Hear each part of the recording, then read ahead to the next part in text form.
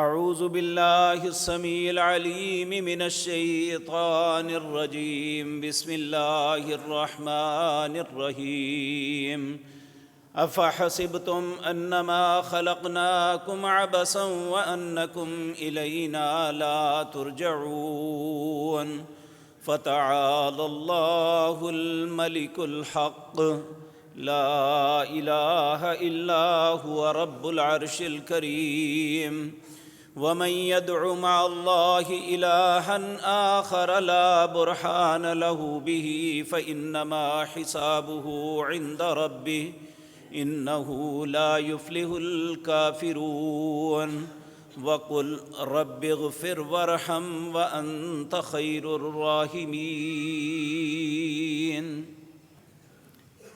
حضرات محترم، انسانی زندگی کا سفر بڑی تیزی سے کٹ رہا ہے۔ کسی انسان کو معلوم نہیں کہ اس کا آخری اسٹیشن کون سا اور کب آنے والا ہے۔ ہم روزانہ کی بنیاد پہ دیکھتے ہیں کہ بے شمار ہمارے ساتھی، دوست، عزیز، جاننے والے یا نہ جاننے والے، ان کی ہمارے کانوں تک خبر پہنچتی ہے کہ آج فلاں چلا گیا، آج فلاں چلا گیا۔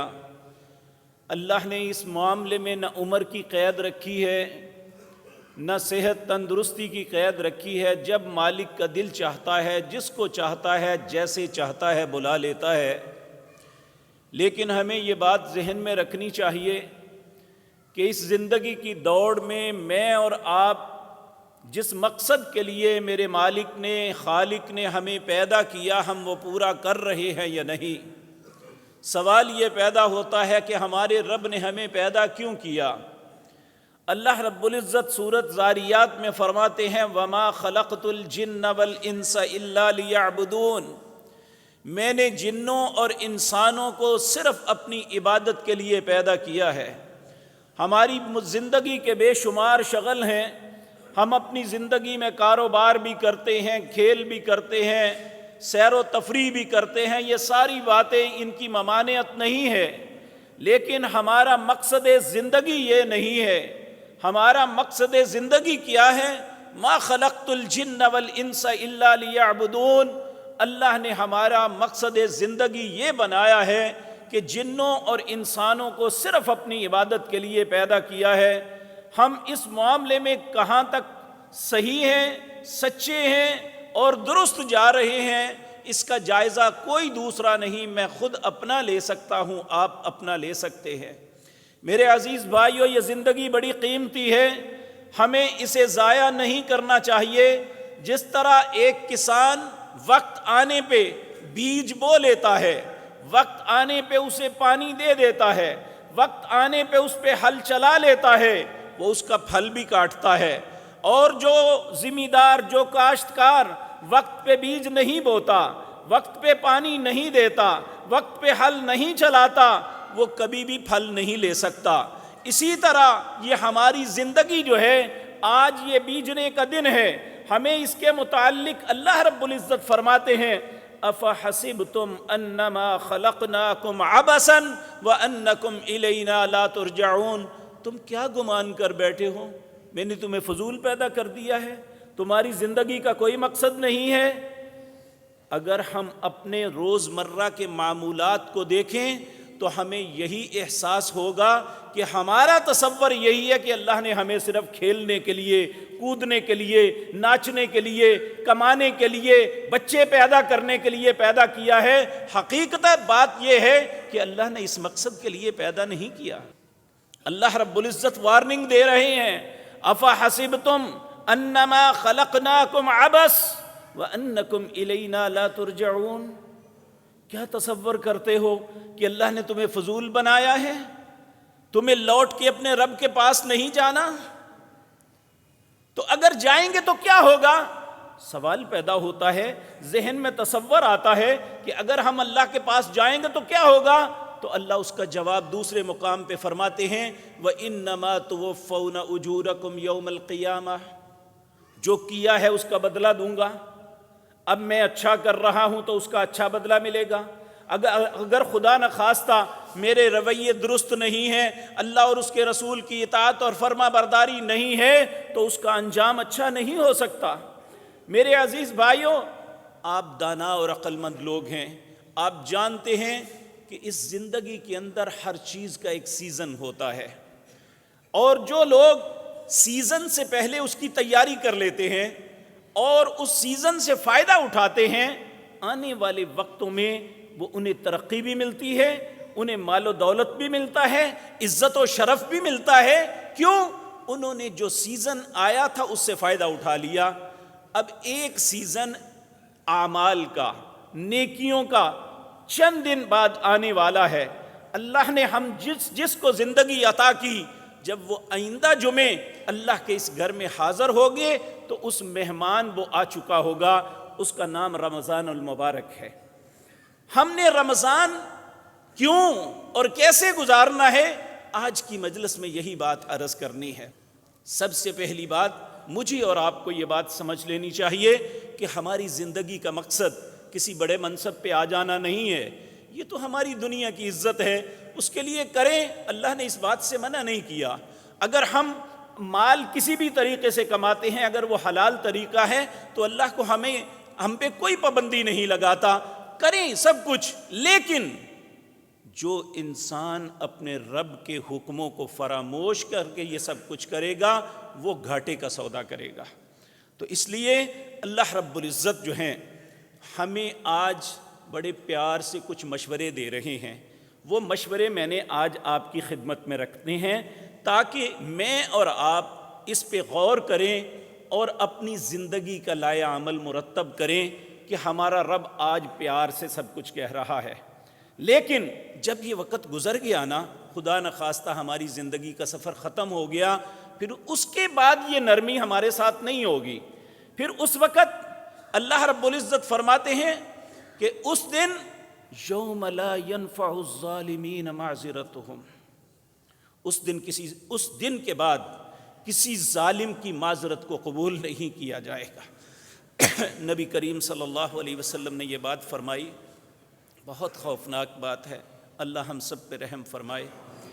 جب انسان آج کی غلطیوں کی وجہ سے قیامت کے دن مختلف عذابوں میں مبتلا ہوگا تو اتنا روئے گا کہ ایک وقت آئے گا اس کے آنسو ختم ہو جائیں گے، آنسوؤں کے قطروں، پانی کے قطروں کے بجائے خون آنا شروع ہو جائے گا، اور اتنا خون بہے گا کہ اس کی گالوں پہ گڑھے پڑ جائیں گے، اور گڑھے اتنے بڑے ہوں گے، نبی کریم نے فرمایا آج کسی جوہڑ میں کشتی چلا سکتے ہیں نا جس میں، اس طرح اس کی گالوں پہ بڑے بڑے گڑھے پڑ جائیں گے۔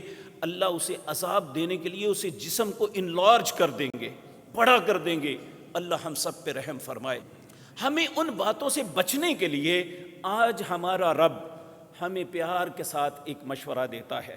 پہلا مشورہ یہ سورۃ مائدہ ہے، اس کی آیت نمبر 48 ہے۔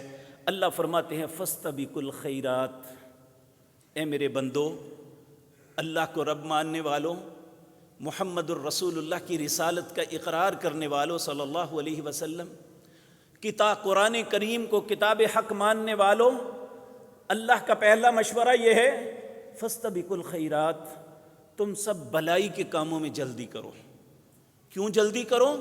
الی اللہ مرجعکم جمیعا، تم سب نے لوٹ کے اپنے رب کے پاس جانا ہے، اور جس طرح میں پہلے عرض کر چکا ہوں وَإِنَّمَا تُوَفَّوْنَ أُجُورَكُمْ، جو کچھ ہم نے کیا ہے یا کرنا ہے اس کا بدلہ ملے گا۔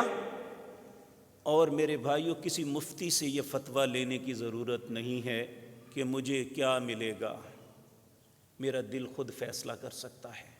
میں اپنے اعمال کا مشاہدہ کر کے، اپنے اعمال پہ غور کر کے، اپنے متعلق کو خود فیصلہ کر سکتا ہوں کہ میں جو کر رہا ہوں اس کا بدلہ کیا ہو سکتا ہے۔ یہ میرے بھائیوں دانائی اور عقل مندی کا تقاضا یہ ہے، ہمیں کسی غلط فہمی میں نہیں رہنا چاہیے۔ ہم کریں تو برا، لیکن اچھے کی امید رکھیں، یہ نہیں ہو سکتا۔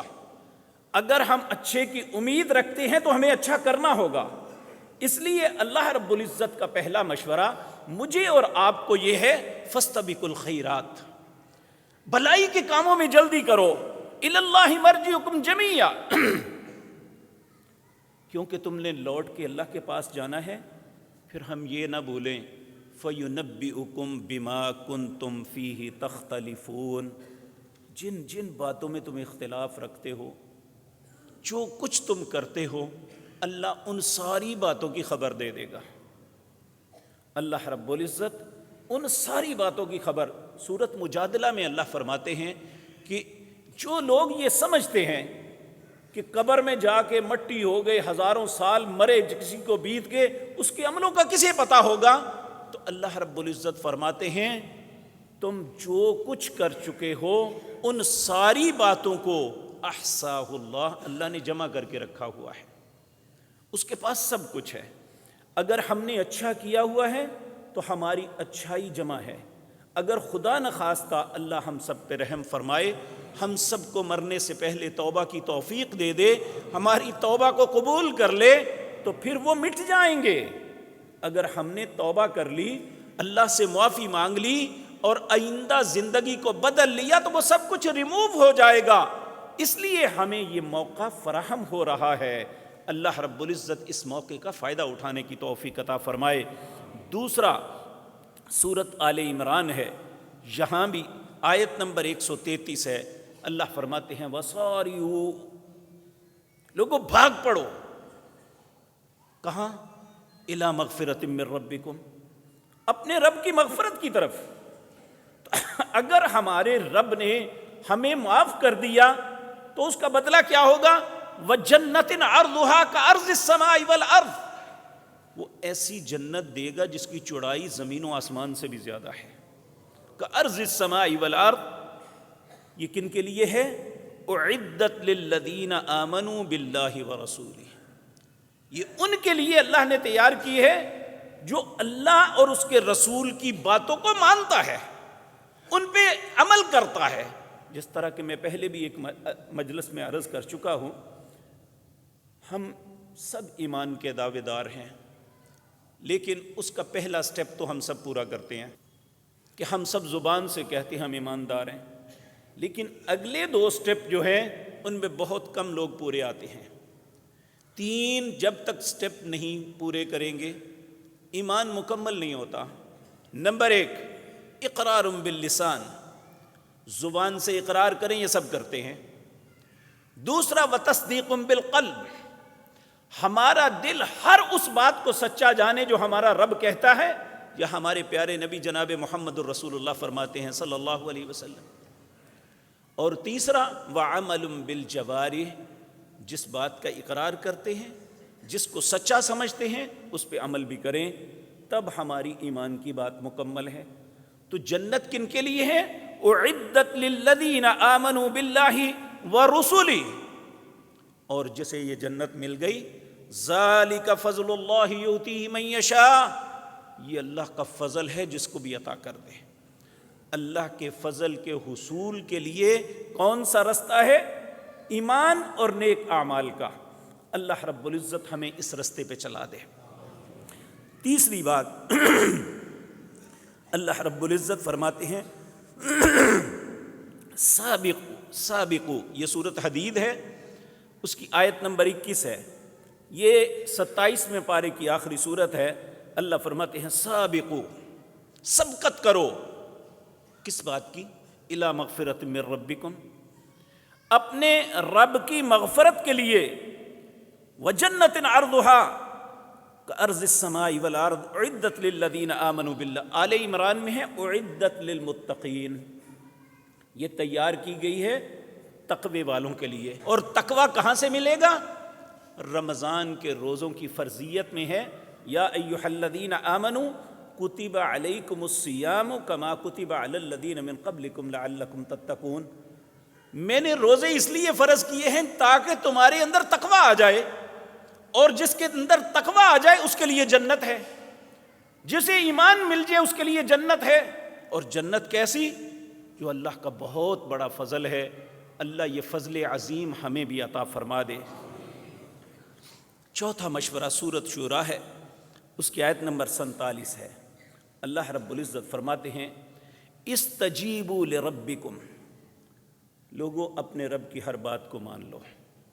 استجیبوا لربکم من قبل ان یأتی یوم لا مرد لہ، اس سے پہلے کہ وہ دن آ جائے جب لوٹنے کا کوئی رستہ نہیں ہوگا. میرے بھائیو ذرا غور فرمائیں پھر. استجیبوا لربکم، اپنے رب کی ہر بات کو تسلیم کر لو، من قبل، اس سے پہلے، ان یأتی یوم لا مرد لہ، اس سے پہلے کہ واپسی کے سارے رستے بند ہو جائیں، کوئی رستہ واپسی کا باقی نہ رہے. من اللہ ما لکم من ملجأ یومئذ وما لکم من نکیر، اس دن اللہ کے علاوہ تمہاری کوئی التجا نہیں سن سکتا. وما لکم من نکیر، اور تمہارے لیے انکار کا رستہ بھی کوئی نہیں ہوگا.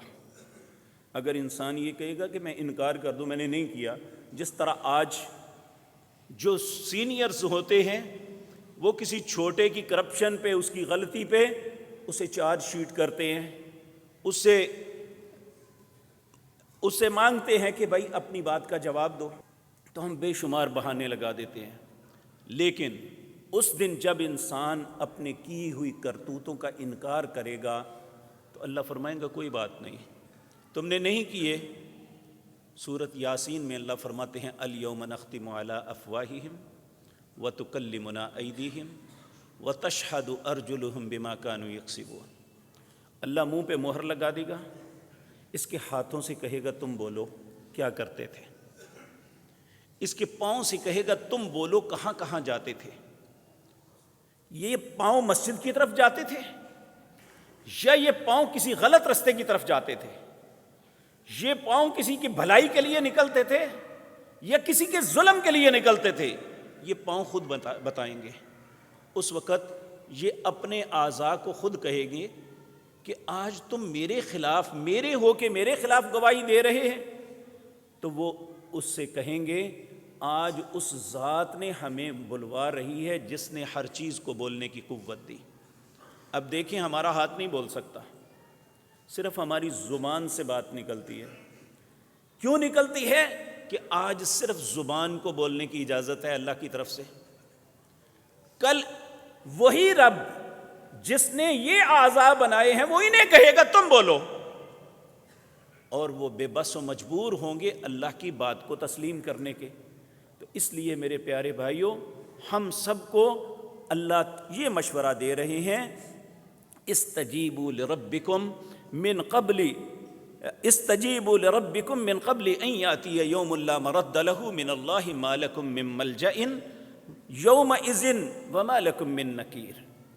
اللہ کے علاوہ کسی کے سامنے کوئی التجا نہیں ہوگی اور کوئی انسان اپنے خلاف لگنے والی چارج شیٹ کا انکار نہیں کر سکے گا. اللہ اس وقت سے پہلے ہمیں اپنی چارج شیٹ اچھی بنانے کی توفیق دے. میرے عزیز بھائیوں، حضرت عبداللہ بن عباس رضی اللہ تعالی عنہما بیان فرماتے ہیں کہ نبی کریم صلی اللہ علیہ وسلم نے ارشاد فرمایا، یہ انسان کے متعلق، میرے اور آپ کے متعلق، ہر خاتون اور مرد کے متعلق نبی کریم نے فرمایا نعمتانی مغبون فیہما کثیر من الناس. دو نعمتیں ایسی ہیں اکثر لوگ ان دونوں نعمتوں کے متعلق کوتاہی کا شکار ہیں. وہ دو نعمتیں کون سی ہیں؟ الصحت والفراغ، ایک یہ صحت اور دوسری فراغت. یہ دونوں نعمتیں ایسی ہیں کہ انسان کما حقہ اس سے فائدہ نہیں اٹھاتا، کیونکہ ہمیں صحت اس لیے نہیں دی تھی اللہ نے کہ ہم بدمعاشیاں کریں. اللہ نے یہ صحت تندرستی اس لیے نہیں دی تھی کہ ہم اللہ کی باتوں کی نافرمانیاں کریں.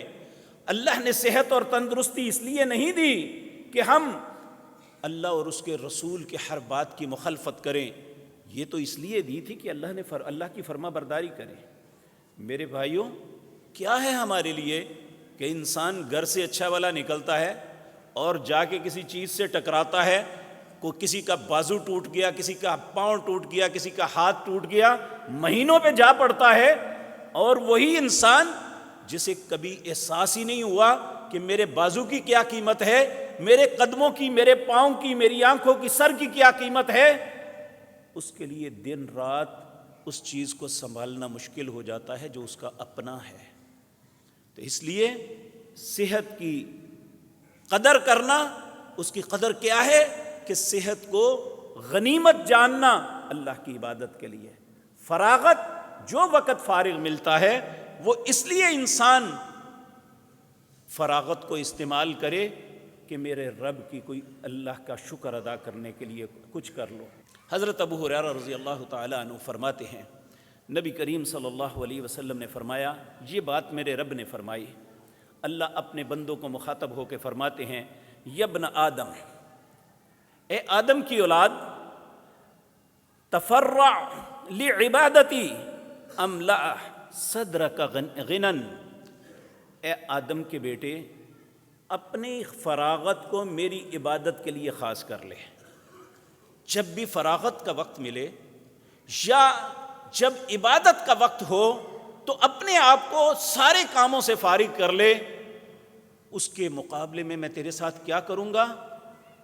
تیرے سینے کو غنا سے، رعنائیوں سے، خوشیوں سے بھر دوں گا، اور وَأَسُدَّ فَقْرَكَ، اور تیرے فقر کا سد باب کروں گا، تمہیں غنی کر دوں گا۔ وَإِلَّا تَفْعَلْ، اگر تو نے ایسا نہ کیا، اپنی فراغت کو اور کاموں میں استعمال کیا، اپنی فراغت کو میرے عبادت کے لیے نہ کیا، تو پھر کیا ہوگا؟ ملأت یدیک شغلا، میں تمہیں مختلف مشقت والے کاموں میں مبتلا کر دوں گا۔ آپ بے شک، لیکن ولم اسد فقرک، اور تیرے فقر کا سد باب نہیں ہوگا۔ تیرے پاس کروڑوں بھی آ جائیں گے تو تیری تنگی ختم نہیں ہوگی۔ اس لیے ہماری زندگی کا غنا، ہماری زندگی کی رعنائیاں اللہ کی عبادت کے ساتھ منسلک ہیں، ہمارے دلوں کا اطمینان اللہ کے ذکر کے ساتھ منسلک ہے۔ الا بذکر اللہ تطمئن القلوب، لوگوں دلوں کا اطمینان اگر مل سکتا ہے تو اللہ کے ذکر سے ہے۔ آپ میرے عزیز بھائیو دیکھیں، یہ دنیا ہے، کرائسس بھی آتے ہیں، آسانیاں بھی آتی ہیں، لیکن آپ کبھی کسی نمازی کو، اللہ کا ذکر کرنے والے کو مصیبتوں میں سوسائڈ کرتے ہوئے نہیں دیکھیں گے۔ وہ صبر کرے گا، اور صبر کر کے بھی اللہ سے اجر کا مستحق بنے گا۔ وہ مصیبت کے وقت بھی کہے گا الحمدللہ حمدا کثیرا طیبا مبارکا علی کل حال، تمام تعریفوں کے لائق اللہ کی ذات ہے، میں اس کی بہت زیادہ تعریف کرتا ہوں۔ طیبا مبارکا، وہ بڑا پاک اور بابرکت ہے، علی کل حال، ہر حالت میں مجھے اس کا شکر ادا کرنا ہے۔ وہ تکلیف آئی ہے تو پھر کیا ہوا، اللہ کا حکم ہے، ٹھیک ہے۔ نبی کریم صلی اللہ علیہ وسلم پر تکلیف آتی تو آپ کہتے قدر اللہ وما شاء فعل، اللہ کی تقدیر سی، جو اس نے کہا ہو گیا۔ سیدنا ابو بکر صدیق رضی اللہ تعالی عنہ، آپ جب فوت ہونے لگے تو بیماری کی انتہا جب آئی تو کچھ لوگوں نے کہا اے خلیفۃ الرسول، آپ کسی حکیم طبیب سے ملیں، اس سے پوچھیں آخر معاملہ کیا ہے، یہ روزانہ بیماری بگڑتی کیوں جا رہی ہے؟ آپ نے فرمایا، بڑے سادگی اور پیارے لفظ بنوائے، اللہ ان کی قبروں کو نور سے بھر دے۔ ہمارے لیے یہ لوگ قدوہ ہیں، یہ ہمارے سردار ہیں، انہیں دیکھ کے ہمیں دلوں کو تسلی ملتی ہے۔ آپ نے فرمایا میں ملا ہے، میں نے اس سے پوچھا تھا کہ یہ میرے ساتھ کیا ہے، اس نے مجھے جواب دیا انی افعل ما ارید، اس نے کہا میں جو چاہتا ہوں وہ کرتا ہوں، تم پریشان نہ ہو۔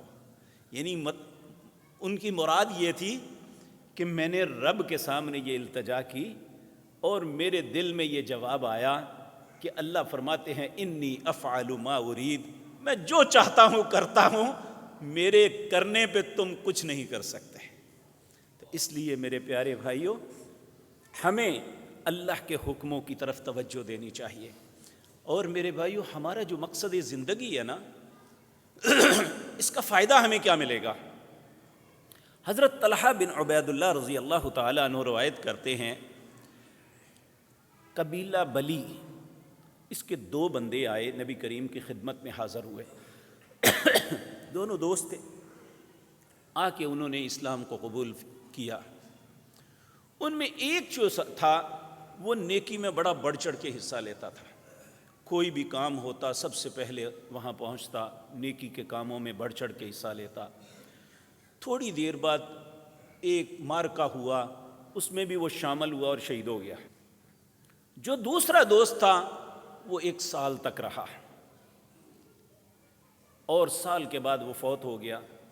حضرت طلحہ بن عبید اللہ رضی اللہ تعالیٰ عنہ کہتے ہیں ایک رات میں نے خواب دیکھی کہ میں جنت کے دروازے کے اوپر ہوں، میں کیا دیکھتا ہوں، وہ دونوں دوست جو نبی کریم صلی اللہ علیہ وسلم کی خدمت میں آ کے مسلمان ہوئے تھے، ایک چند دن کے بعد فوت ہو گیا اور دوسرا 1 سال کے بعد فوت ہوا۔ تو جو پہلا فوت ہوا وہ شہادت کی موت فوت ہوا۔ تو کہتے ہیں اندر سے ایک فرشتہ آیا، اس نے جو بعد میں فوت ہوا اس کو بازو سے پکڑ گیا، اندر لے گیا اور دوسرے کو روک دیا، بھئی ابھی آپ ٹھہرو۔ میں بڑا حیران ہوا، میں نے کہا یہ کیا؟ کہا کچھ مدت کے بعد وہ دوبارہ آیا، اس نے وہ دوسرے شخص کو بھی بازو سے پکڑا اور جنت میں لے گیا اور مجھے کہنے لگا ابھی تمہارا وقت نہیں آیا، تم واپس چلے جاؤ۔ کہتے ہیں میری جاگ کھل گئی، جب دن ہوا تو میں نے لوگوں کے سامنے اپنی خواب بیان کی، سب کو بڑا تعجب ہوا یہ کیا کہ جو انسان شہادت کی موت مرا وہ بعد میں جنت میں گیا اور جو بعد میں فوت ہوا وہ پہلے جنت میں چلا گیا، یہ کیا ہے؟ یہ آپس میں گفتگو کر رہے تھے کہ نبی کریم صلی اللہ علیہ وسلم بھی تشریف لے آئے۔ آپ نے فرمایا کس بات پہ باتیں کر رہے ہو؟ انہوں نے عرض کیا حضرت طلحہ نے کہ یا رسول اللہ مجھے یہ خواب آئی، ہم اس پہ تبادلہ خیال کر رہے ہیں۔ تو نبی کریم صلی اللہ علیہ وسلم نے انہیں کہا کیا تم اس بات پہ تعجب کرتے ہو کہ وہ دوسرا بندہ جنت میں کیوں پہلے چلا گیا جبکہ پہلا جو ہے وہ شہادت کی موت مرا؟ انہوں نے کہا ہاں۔ تو نبی کریم نے فرمایا الیس قد مکث ھذا بعدہ سنۃ، کیا اس کی شہادت کے 1 سال بعد تک وہ زندہ رہا تھا؟ قالوا بلا، لوگوں نے کہا ہاں یا رسول اللہ صلی اللہ علیہ وسلم، ہاں اس کی شہادت کے 1 سال بعد تک زندہ رہا۔ تو نبی کریم صلی اللہ علیہ وسلم نے فرمایا ادرک رمضان، کیا اس نے سال کے دوران رمضان کو پایا تھا؟ لوگوں نے عرض کیا ہاں۔ آپ نے پھر کہا فصامہ، اس نے نمازیں پڑھی، اس نے روزے رکھے تھے؟ وصلی قضا و قضا، کیا اس نے اس طرح نماز فرائض کو ادا کیا؟ من سجدۃ فی السنۃ، وہ سال تک اللہ کی بارگاہ میں سجدے کرتا رہا؟ لوگوں نے عرض کیا قالوا بلا، کیوں نہیں اے اللہ کے رسول ایسا ہوا؟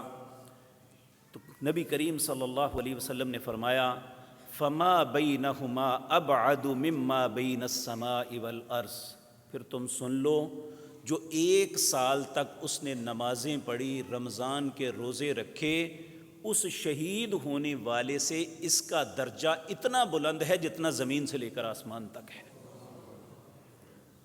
تو اس سے ہمیں احساس ہونا چاہیے کہ نماز اور روزے کی کیا قدر ہے اللہ کی نظر میں۔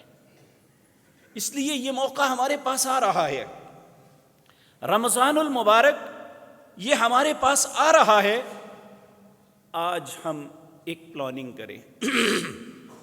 آپ دیکھیں جو لوگ کنسٹرکشن کے متعلق معلومات رکھتے ہیں انہیں علم ہے کہ جب کوئی کنسٹرکشن پلاننگ کے ساتھ کی جائے اس پہ پیسے بھی کم لگتے ہیں اور اس کی کارکردگی بھی بہتر ہوتی ہے۔ اگر وہ پلاننگ کے ساتھ نہ کی جائے اس پہ پیسے بھی زیادہ لگتے ہیں لیکن وہ نہ اتنی مضبوط ہوتی ہے نہ اس کی کارکردگی بہتر ہوتی ہے۔ اسی لیے کوئی بھی پروجیکٹ جب بنتا ہے اس سے پہلے اس کی پلاننگ کی جاتی ہے، اس سے پہلے اس کا سکیچ بنایا جاتا ہے، ذہن میں ایک آئیڈیا بنایا جاتا ہے اور کئی آئیڈیاز کا سامنے رکھ کے کیا جاتا ہے تاکہ ہم اس کو بہتر سے بہتر انداز میں پرفارم کر سکیں۔ تو میرے پیارے بھائیوں، رمضان کی ساعتیں آ رہی ہیں، ہم بھی آج سے ہی پلاننگ شروع کر دیں۔ ہم نے اس رمضان کو کیسے گزارنا ہے؟ کیونکہ نبی کریم نے فرمایا جس کی زندگی میں جتنے رمضان آئیں گے، اگر ایک رمضان ایک شخص کی زندگی میں آیا، اس نے فرائض کو پورا کیا، اس نے رمضان کے روزے رکھے، اس نے اپنے مال میں سے خرچ کیا، اس کا اور شہید کا اتنا فاصلہ ہوا کہ اس کے درجات زمین سے لے کر آسمان تک بلند ہو گئے، تو جسے زندگی میں کئی مرتبہ موقع ملا اس کے لیے اللہ کے ہاں کیا ہوگا؟ تو اس لیے مجھے اور آپ کو آج ہی پلاننگ کرنی ہوگی۔ تو میرے عزیز بھائیوں، نبی کریم صلی اللہ علیہ وسلم آپ جب رمضان آتا تو اس طرح ہوتا جس طرح جب کوئی اہم کام کرنا ہوتا نا، یہ آپ نے گاؤں کے لوگوں کو دیکھا ہوگا کہ جب انہوں نے کوئی زور والا کام کرنا ہے تو سب سے پہلے اپنا تہمت اسے اوپر کر کے اچھی طرح باندھ لیتے ہیں کہ میں نے کام کرنا ہے اب۔ تو نبی کریم صلی اللہ علیہ وسلم اس کو کہتے ہیں کمر کو کس لینا۔ رمضان سے پہلے اپنی کمر کو کس لیتے کہ میں نے رمضان میں اللہ کو راضی کر لینا ہے۔ تو سب سے پہلا میرے اور آپ کے دل کے اندر یہ بات ہونی چاہیے، یہ عزم ہونا چاہیے کہ ہم نے اپنے رب کو انشاءاللہ راضی کر لینا ہے۔ اگر ہمارا رب راضی ہو گیا تو یہ رمضان ہمارے لیے باعث برکت، رمضان ہمارے لیے باعث کریم ہے، رمضان ہمارے لیے باعث رحمت ہے، رمضان ہمارے لیے اللہ کی رحمت ہے۔ تو اگر ہم ایسا نہ کر سکے تو یہی رمضان ہمارے لیے لعنت بن جائے گا، العیاذ باللہ۔ تو میرے عزیز بھائیوں، اس رمضان کے متعلق پہلی بات کہ میں اور آپ اپنے دل میں تھوڑا سا ٹٹولیں، کیا ہمیں اس کا انتظار ہے؟ جس طرح بچوں کو عید کا انتظار ہوتا ہے کہ ہمیں نئے کپڑے ملیں گے، نئی جوتا ملے گا، ہمارے بابا ہمیں سیر کے لیے لے جائیں گے، اس دن بڑے لطف میں دن گزرے گا، تو ہمیشہ کا لطف ملنے کے لیے اس رمضان کے لیے ہمارے دل میں ہے کہ ہم اپنے دل میں ہمارا دل اچھل رہا ہو کہ یہ رمضان آئے۔ جب ہم اپنے نیک اور صالح لوگ جو گزر چکے ان کی زندگی کے واقعات سنتے ہیں تو بعض لوگوں کے متعلق یہ آتا ہے کہ 6 ماہ پہلے اللہ کی منتیں شروع کر دیتے، اللہم بلغنا فی رمضان، اللہم بلغنا فی رمضان، اے اللہ ہمیں رمضان تک پہنچا دے، اللہ ہمیں رمضان تک پہنچا دے، اس سے پہلے موت نہ دینا، کم از کم رمضان کی برکتوں والی ساعتیں تو ہم سمیٹ لیں۔ تو میرے بھائیوں، میں اور آپ اپنے دل کی کیفیت معلوم کر سکتے ہیں۔ اگر تو ہمارے دل میں ایک خوشی کی لہر اٹھتی ہے رمضان کا نام سن کے، تو پھر یقین جانیے ہمارے دل میں ایمان کی نعمت ہے۔ تو اگر رمضان کا سن کے ہمارے دل میں مردنی چھا جاتی ہے کہ کیسے رکھیں گے، اتنے لمبے دن کیسے یہ ہوں گے، کیسے روٹی کو چھوڑیں گے، کیسے پانی کو چھوڑیں گے، پھر یقین جانیے ہمارے دل کے اندر نفاق ہے جو ہمیں عبادت کی طرف راغب نہیں ہونے دیتا، جو ہمیں برائی پہ تو بڑا خوش کرتا ہے، بری بات پہ تو ہمارے دل کو ایسے اچھلنیاں آتی ہیں، لیکن نیکی کے لیے ہمارے دل میں کوئی چاہت نہیں۔ تو میرے پیارے بھائیوں، ہمیں پھر اللہ سے دعا مانگنی چاہیے، اللہم طہر قلوبنا من النفاق، اے اللہ ہمارے دلوں کو نفاق سے پاک کر دے، کیونکہ یہ نفاق ایسی چیز ہے جو انسان کو نیکی کی طرف نہیں آنے دیتی، یہ ہمیشہ انسان کو تذبذب میں رکھتی ہے، کروں نہ کروں، کروں تو کیا ہو جائے گا، نہ کروں تو پھر کیا ہو جائے گا، مذبذبین بین ذالک لا الہ ہؤلاء ولا الہ ہؤلاء۔ منافق کی کیفیت یہ ہوتی ہے ہر فیصلے میں تذبذب میں ہوتا ہے، میں کروں نہ کروں، کروں تو کیا ہوگا، نہ کروں تو کیا ہو جائے گا۔ میرے بھائیو، ایسی کیفیت ایک مومن کی نہیں ہونی چاہیے، بلکہ ہمارا ایمان ہمیں وہ ہر وقت ہمارے دل سے یہ دعا نکالنی چاہیے، اے اللہ تو میری مدد فرمانا۔ یہ میرے بھائیو میری بات ذہن میں رکھیں، یہ میری نہیں بلکہ میں صرف کوڈ کر رہا ہوں، بات ہے میرے پیارے نبی کی صلی اللہ علیہ وسلم۔ آپ نے حضرت معاذ بن جبل رضی اللہ تعالیٰ عنہ کا بازو پکڑ کے کہا تھا، معاذ میں تم سے محبت کرتا ہوں۔ یہ واحد صحابی ہیں جنہیں رسول اللہ نے کہا تھا میں تم سے محبت کرتا ہوں صلی اللہ علیہ وسلم۔ آپ ذرا تصور کریں، نبی کریم کا جب نام آتا ہے ہمارے دلوں کی کیا کیفیت ہوتی ہے، جب کہ ہم نے رسول اللہ کو دیکھا نہیں ہوا۔ یعنی کتنا محبت سے دل کے اندر ایک گدگدی سی ہوتی ہے آپ کا نام آنے پہ ہی، بے اختیار صلی اللہ علیہ وسلم آپ پہ درود و سلام بھیجنے کو دل چاہتا ہے۔ اس کی کیفیت دیکھیں جس کو رسول اللہ نے کہا میں تم سے محبت کرتا ہوں۔ حضرت معاذ تڑپ کے کہنے لگے یا رسول اللہ میں بھی آپ سے محبت کرتا ہوں۔ آپ نے فرمایا معاذ اگر تمہیں مجھ سے محبت ہے تو فی کل دبر الصلاح، ہر نماز کے بعد اللہ سے یہ التجا ضرور کرنا۔ کیا؟ 3 باتوں کی۔ رب اعنی علی ذکرک، اللہ مجھے توفیق دے میں تیرا ذکر کر سکوں۔ یہ اللہ کی توفیق کے بغیر نہیں ہوتا۔ اگر آپ یہاں تشریف لائے ہیں جمعے کے لیے، اللہ کی بارگاہ میں حاضر ہوئے ہیں تو اس کی توفیق سے ہوئے ہیں۔ یقین جانیے ہمارا کوئی وگرنہ ہمارے کتنے بھائی ہیں جو اپنی مصروفیات میں ہیں اور ان کے دل میں چاہت بھی نہیں کہ میں اللہ کے گھر میں جاؤں، لیکن آپ اپنے رب کی بارگاہ میں حاضر ہیں۔ آپ کی انشاءاللہ حاضری لگ چکی ہے اور انشاءاللہ اس کا بدلہ جب ہوگا تو ربما یود الذین کفروا لو کانوا مسلمین، بہت سے لوگ قیامت کے دن حسرت اور افسوس کے ساتھ کہیں گے کاش میں بھی اس وقت فرما برداری کر لیتا۔ اس وقت یہ حسرت اور افسوس نہیں ہوگا جو ان لوگوں کو ہوگا جو نہیں حاضر ہوئے۔ تو میرے عزیز بھائیوں، نیکی اللہ کی توفیق کے بغیر نہیں ہوتی، اس لیے اللہ سے التجا کریں، رب اعنی علی ذکرک، اللہ مجھے توفیق دے، میری مدد فرما، میں تیرا ذکر کر سکوں۔ وشکرک، اللہ مجھے توفیق دے کہ میں تیرا شکر ادا کر سکوں۔ وحسن عبادتک، اے اللہ تو میری مدد فرما کہ میں تیری اچھے طریقے سے عبادت کر سکوں۔ اے اللہ تو ہماری مدد فرمانا، رمضان آ رہا ہے، اے اللہ ہم جو ٹوٹی پھوٹی کرتے ہیں، لیکن اے اللہ رمضان میں ہمیں اچھی طریقے سے عبادت کرنے کی توفیق عطا فرما دینا۔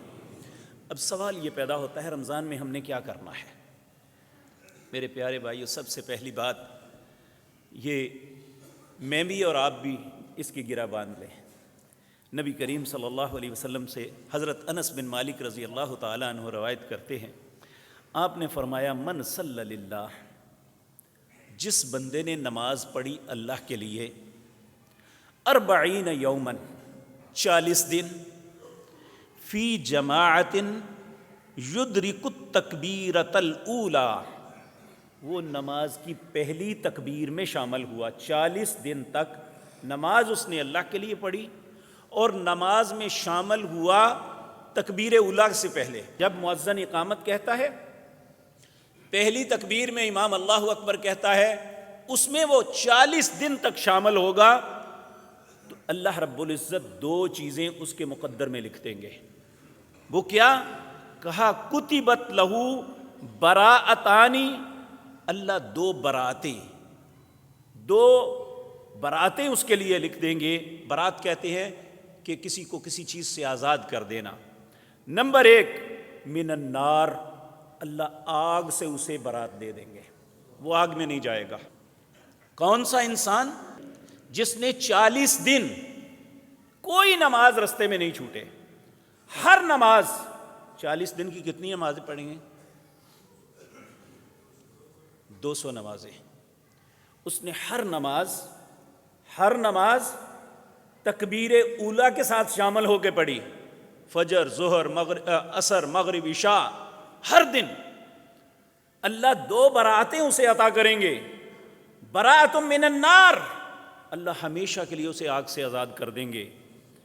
اور دوسرا وبراءۃ من النفاق، اللہ اس کے دل کو نفاق سے ہمیشہ کے لیے پاک کر دیں گے۔ میرے بھائیوں، آج کے بعد 7 دن یہ ہیں اور 29 یا 30 دن رمضان کے ہوں گے۔ 2-3 دن بعد رمضان میں تو فجر بھی مشکل نہیں ہوتی. آج تو جب ہم کہہ سکتے ہیں فجر مشکل ہے جی، فجر میں نہیں اٹھ سکتے، لیکن رمضان میں تو یہ بھی مشکل نہیں ہوتی. کیا ہم اللہ کے لیے یہ کر سکتے ہیں؟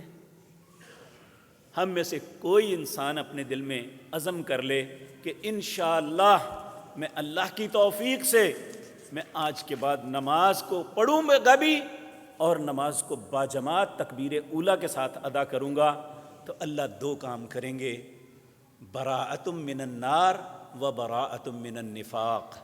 اللہ ہمارا مقدر کر دے. حضرت عتبہ بن عبید رضی اللہ تعالی عنہ فرماتے ہیں، لو ان رجلا یخر علی وجہہ من یوم ولد الی یوم یموت حرما فی مرضات اللہ لحقرہ اللہ یوم القیامہ. ایک بندہ پیدا ہونے کے دن سے لے کر جس دن اسے موت آئے وہ کبھی اپنا سر سجدے سے نہ اٹھائے، قیامت کے دن پھر بھی اسے حسرت ہوگی کہ میں کچھ اور بھی کر لیتا. تو میرے بھائیوں، پہلی بات تو میں یہ عرض کی. دوسری بات یہ اس سے چلو تھوڑا سا کم ہے کہ ہمیں ہر نماز کو لازم پڑھنا ہے. آج جو لوگ نماز بھی پڑھتے ہیں، اکثر بھائی کہتے ہیں جی میں 4 پڑھتا ہوں، میں 3 پڑھتا ہوں. میرے بھائیوں، یہ نماز فرض ایک چین ہے. اگر یہ چین مکمل ہوگی تو اس چین سے کوئی فائدہ اٹھا سکیں گے. اگر یہ مکمل نہیں ہوگی تو یہ ایک ٹوٹی ہوئی چین ہے، ایک ٹوٹی ہوئی تسبیح ہے، شاید اس سے کوئی فائدہ نہ اٹھا سکے. اس لیے اگر پڑھنی ہے تو مکمل، فجر بھی، ظہر بھی، عصر بھی، مغرب بھی، عشاء بھی. ایک گاؤں کا بندہ نبی کریم کی خدمت میں حاضر ہوا، آ کے عرض کرنے لگا، یا رسول اللہ صلی اللہ علیہ وسلم، ہم گاؤں کے لوگ زیادہ باتیں یاد نہیں رکھ سکتے، آپ تھوڑی سی بات مجھے بتا دیں کہ جس سے جنت مل جائے اور جہنم سے بچ جاؤں. نبی کریم نے فرمایا، صرف اللہ کی عبادت کرنا، اس کے ساتھ کبھی کسی کو شریک نہ ٹھہرانا. اس نے کہا ٹھیک ہو گیا. اور آپ نے فرمایا دن اور رات میں 5 نمازیں اللہ نے فرض کی ہیں. ایک حدیث میں آتا ہے 17 رکعتیں فرض کی ہیں، 2 فجر، 4 ظہر، 4 عصر، 3 مغرب، 4 عشاء. 17 رکعتیں یہ فرض ہیں. اس کے علاوہ جو بھی ہیں یہ نوافل ہیں، وہ زائد چیز ہے. کہا کیا اس کے علاوہ بھی میرے اوپر کوئی نماز ہے؟ آپ نے فرمایا وہ پڑھو تو نفل ہوگا، اس کا اجر الگ ہے، لیکن فرض تیرے اوپر یہی 17 رکھتے ہیں. کہنے لگا ٹھیک ہے، اور کچھ؟ آپ نے فرمایا رمضان کے روزے رکھنے ہیں. آپ نے کہنے لگا کیا رمضان کے علاوہ بھی مجھے کوئی روزے رکھنے ہیں؟ آپ نے فرمایا اگر رکھو گے تو وہ نفل ہیں، اس کا الگ اجر ہے، لیکن فرض تجھ پہ رمضان کے ہی ہیں. کہنے لگا کچھ اور؟ آپ نے فرمایا اگر اللہ نے مال دیا ہے اور وہ اپنے معیار پہ پہنچتا ہے تو 40 میں سے 1 اللہ کا حق ہے، 39 تیرے رہ گئے. کہنے لگا مجھے اس سے زائد بھی کچھ دینا ہے. آپ نے فرمایا زائد دو گے تو نفل ہے. اس وقت ابھی حج فرض نہیں ہوا تھا. تو کہنے لگا کچھ اور. آپ نے فرمایا مسلمانوں کے ساتھ خیر خائی کرنا. اٹھا، ہر یہ نا گاؤں کے لوگ ان کے پاس پرنا ہوتا ہے، اس نے ایسے کپڑا جھاڑا، کندھے پہ رکھا، کہنے لگا والذی بعثک بالحق، اس ذات کی قسم ہے جس نے آپ کو حق کے ساتھ مبعوث فرمایا، نہ میں اس سے کم کروں گا نہ زیادہ کروں گا. یہ کہہ کے چل پڑا. نبی کریم اپنے ساتھیوں کو کہتے ہیں من سر رہا، کوئی شخص پسند کرتا ہے کہ اہل جنت میں سے کسی کو دیکھنا چاہتا ہے؟ لوگوں نے بڑے خوشی سے اظہار کیا ہاں یا رسول اللہ دکھائیں. آپ نے فرمایا اگر یہ سب کچھ کرے گا تو یہ جنتی جاتا ہے. تو میرے بھائیوں، فرائض کے متعلق کوتاہی نہ کرنا رمضان کے اندر. بعض اوقات ایسا ہوتا ہے کہ بعض ہمارے بھائی، بیٹے، بیٹیاں روزہ تو رکھ لیتے ہیں لیکن نماز میں کوتاہی ہوتی ہے. میرے بھائیو، اگر نماز میں کوتاہی ہوئی تو روزہ بھی کچھ نہیں ہے. روزہ اور نماز یہ لازم اور ملزوم ہیں. اگر نماز ادا کریں گے تو روزہ ہوگا، اگر نماز کی ادائیگی نہیں تو روزہ بھی نہیں ہے۔ تو سب سے پہلی اللہ کے فرائض کو پورا کرنا ہے۔ تو انشاءاللہ اس کے متعلق رمضان المبارک کے جمعے میں بات ہوگی، لیکن چونکہ ہم صرف یہ بات سوچ رہے ہیں، یہ ایک پلاننگ کر رہے ہیں کہ ہم نے رمضان کو کیسے گزارنا ہے، تو میرے بھائیو فرائض کو پورا کرنا ہے، روزہ بھی رکھنا اگر تندرست ہیں، نماز کو ادا کرنا لیکن ایک کام ضرور کرنا ہے، اور وہ ہے قرآن کی تلاوت۔ نبی کریم صلی اللہ علیہ وسلم کثرت کے ساتھ رمضان میں قرآن کی تلاوت کرتے، رات کو جبریل آتے اور نبی کریم قرآن کا دور ان کے ساتھ کرتے تھے۔ تو ہمیں جو حافظ نہیں ہے اسے کم از کم ایک پارہ ضرور پڑھنا چاہیے۔ اول تو ایک سے زیادہ ہر نماز کے ساتھ ہم آدھا پارہ پڑھ لینا، تو رات تک ہم 2.5 پارے پڑھ سکتے ہیں۔ اللہ کی توفیق سے 10 دن میں ہمارا قرآن ختم ہو جائے گا۔ تو ہم نے ایک پلاننگ بنانی ہے کہ ہم نے قرآن کو پڑھنا ہے، اور یہ قرآن کی تلاوت اللہ رب العزت فرماتے ہیں ان الذین یتلون حق تلاوتی اولئک یؤمنون بہ۔ ایمان کی علامت یہ ہے کہ قرآن کی تلاوت کا حق ادا کیا جائے۔ تو قرآن کی تلاوت اس کی پلاننگ بھی کریں کہ انشاءاللہ ہم نے پڑھنی ہے۔ اور اس کے علاوہ قرآن کو سننے کا ایک موقع بہترین ہے، وہ ہے قیام اللیل، رات کا قیام، انہیں نفل سمجھ کے نہ چھوڑنا۔ نبی صلی اللہ علیہ وسلم نے فرمایا من قام فی رمضان ایمانا واحتسابا غفر له ما تقدم من ذنبی، جس نے رمضان کی رات کا قیام کیا 2 شرطوں کے ساتھ، ایمان کی حالت میں اور اپنا محاسبہ کرتے ہوئے، اللہ سے اجر کی امید رکھتے ہوئے، غفر له ما تقدم من ذنبی، اللہ اس کے پچھلے گناہوں کو معاف کر دیں گے۔ تو میرے بھائیوں، ہم ان نیکی کے رستوں کے متعلق ہم پلاننگ کریں، ہم خود بھی، نبی کریم اپنے اہل خانہ کو بھی اس بات پہ آمادہ کرتے، کیونکہ اللہ رب العزت کا چھٹا مشورہ ہمیں یہ ہے یا ایھا الذین آمنوا۔ مشورے تو اللہ نے بہت دیے، لیکن آج کی مجلس میں جو چھٹی بات میں آپ کے سامنے عرض کرتا ہوں یہ ہے کہ اللہ رب العزت ہم سب کو، اہل ایمان کو، ایمان کا واسطہ دے کے یہ کہتے ہیں یا ایھا الذین آمنوا قوا انفسکم واہلیکم نارا، اپنے آپ کو، اپنے اہل و خانہ کو آگ سے بچا لو۔ وقودھا الناس والحجارہ، اس آگ کا ایندھن پتھر ہیں یا انسان ہیں۔ علیہا ملائکۃ غلاظ شداد، اس میں جو دروغے، جو فرشتے مقرر ہیں، بڑے ہی سختی کرنے والے اور تشدد کرنے والے ہیں۔ لا یعصون اللہ ما امرہم، وہ اللہ کے کسی حکم کی معصیت نہیں کریں گے، کوئی کتنا بھی چیختا رہے انہیں ترس نہیں آئے گا۔ وَيَفْعَلُونَ مَا يُؤْمَرُونَ، جو اللہ نے حکم دیا ہے اس کے مطابق سزا دیں گے۔ اللہ ہم سب کو بچا دے، اور اس کے بچنے کا طریقہ یہی ہے کہ ہم اپنی زندگی کے مقصد کو پہچانیں۔ ہماری زندگی کا مقصد کیا ہے؟ جو میں نے آغاز میں عرض کیا، وَمَا خَلَقْتُ الْجِنَّ وَالْإِنسَ إِلَّا لِيَعْبُدُونَ، اللہ نے جنوں اور انسانوں کو اپنی عبادت کے لیے پیدا کیا۔ ہم ساری زندگی کے دوسرے مقاصد کو بھی پورا کریں، اللہ منع نہیں کرتے، لیکن اس مقصد کو بھول کے سب کچھ کرنا اپنے آپ کو ہلاکت میں ڈالنا ہے۔ اللہ ہم سب کو اپنے مقصد کو پہچان کے اس کے مطابق زندگی بسر کرنے کی توفیق دے۔ اقول قولی ھذا